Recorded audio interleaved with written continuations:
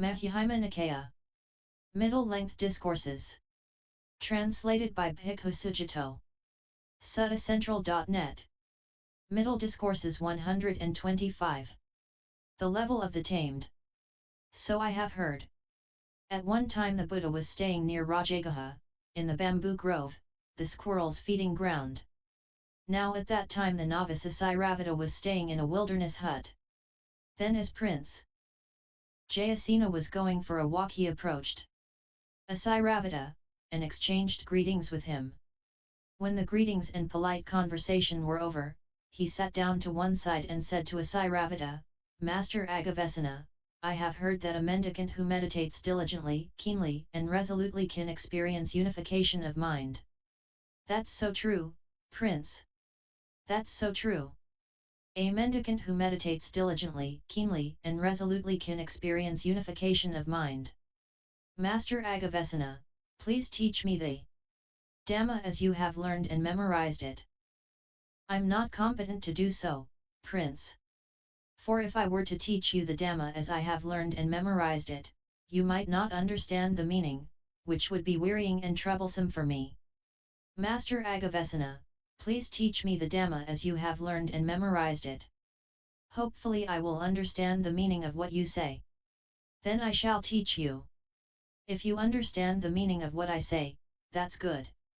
If not, then leave each to his own, and do not question me about it further. Master Aggivessana, please teach me the Dhamma as you have learned and memorized it. If I understand the meaning of what you say, that's good. If not, then I will leave each to his own, and not question you about it further. Then the novice Asairavata taught Prince Jayasena the Dhamma as he had learned and memorized it.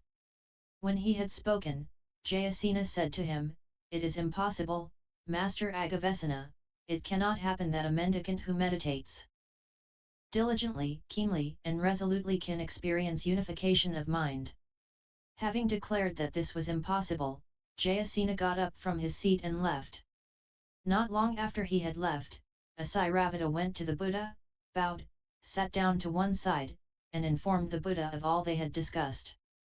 When he had spoken, the Buddha said to him, How could it possibly be otherwise, Aggivessana? Prince Jayasena dwells in the midst of sensual pleasures, enjoying them, consumed by thoughts of them, burning with fever for them, and eagerly seeking more. It's simply impossible for him to know or see or realize what can only be known, seen, and realized by renunciation. Suppose there was a pair of elephants or horse or oxen in training who were well tamed and well trained. And there was a pair who were not tamed or trained. What do you think, Aggivessana? Wouldn't the pair that was well tamed and well trained perform the tasks of the tamed and reach the level of the tamed? Yes, sir. But would the pair that was not tamed and trained perform the tasks of the tamed and reach the level of the tamed, just like the tamed pair? No, sir. In the same way, Prince Jayasena dwells in the midst of sensual pleasures, enjoying them, consumed by thoughts of them, burning with fever for them, and eagerly seeking more. It's simply impossible for him to know or see or realize what can only be known, seen, and realized by renunciation. Suppose there was a big mountain not far from a town or village. And two friends set out from that village or town, lending each other a hand up to the mountain. Once there, one friend would remain at the foot of the mountain, while the other would climb to the peak. Then the one standing at the foot would say to the one at the peak, My friend, what do you see, standing there at the peak? They'd reply, Standing at the peak, I see delightful parks, woods, meadows, and lotus ponds. But the other would say, It's impossible, it cannot happen that, standing at the peak, you can see delightful parks, woods, meadows, and lotus ponds. So their friend would come down from the peak, take their friend by the arm, and make them climb to the peak. After giving them a moment to catch their breath, they'd say, My friend, what do you see, standing here at the peak? They'd reply, Standing at the peak, I see delightful parks, woods, meadows, and lotus ponds. They'd say, Just now I understood you to say, It's impossible, it cannot happen that, standing at the peak, you can see delightful parks, woods, meadows, and lotus ponds. But now you say, standing at the peak, I see delightful parks, woods, meadows, and lotus ponds. They'd say, but my friend, it was because I was obstructed by this big mountain that I didn't see what could be seen. But bigger than that is the mass of ignorance by which Prince Jayasena is hindered, obstructed, covered, and engulfed. Prince Jayasena dwells in the midst of sensual pleasures, enjoying them, consumed by thoughts of them, burning with fever for them, and eagerly seeking more. It's simply impossible for him to know or see or realize what can only be known, seen, and realized by renunciation. It wouldn't be surprising if, had these two similes occurred to you, Prince Jayasena would have gained confidence in you and shown his confidence.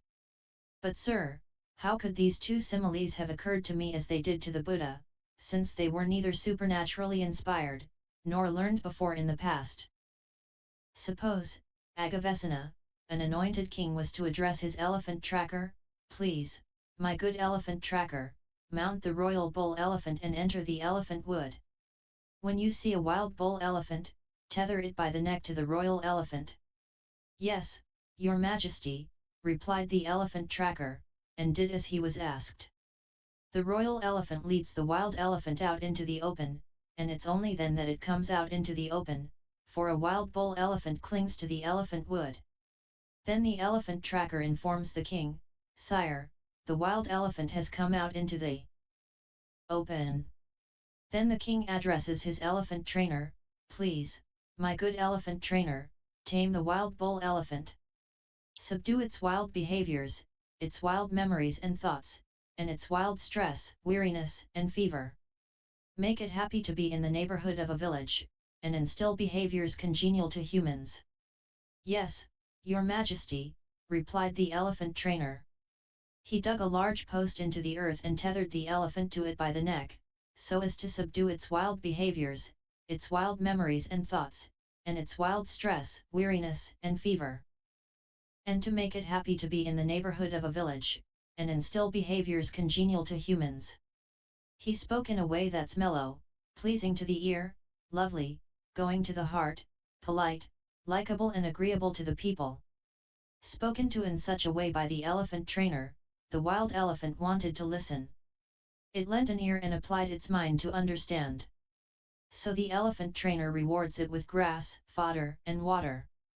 When the wild elephant accepts the grass, fodder, and water, the trainer knows, now the wild elephant will survive. Then he sets it a further task, pick it up, sir.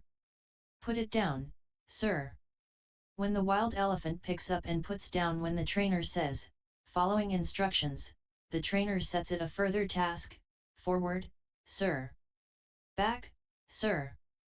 When the wild elephant goes forward and back when the trainer says, following instructions, the trainer sets it a further task, stand, sir. Sit, sir. When the wild elephant stands and sits when the trainer says, following instructions, the trainer sets the task called imperturbability. He fastens a large plank to its trunk, a lancer sits on its neck, other lancers surround it on all sides, and the trainer himself stands in front with a long lance. While practicing this task, it doesn't budge its 4 feet or hind feet, its 4 quarters or hind quarters, its head, ears, tusks, tail, or trunk. The wild bull elephant endures being struck by spears, swords, arrows, and axes. It endures the thunder of the drums, kettle drums, horns, and cymbals.